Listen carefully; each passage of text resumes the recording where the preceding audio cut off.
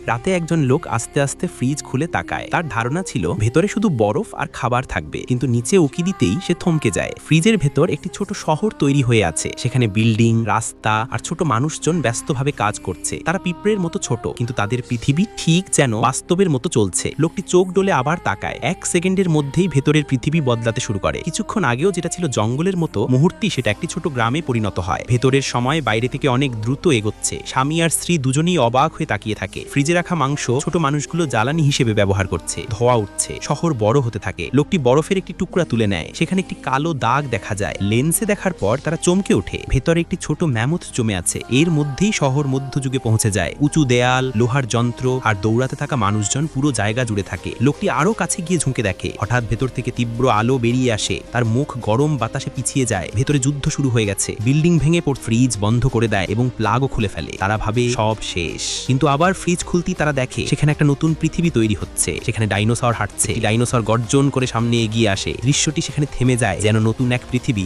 আবার শুরু হতে চলেছে।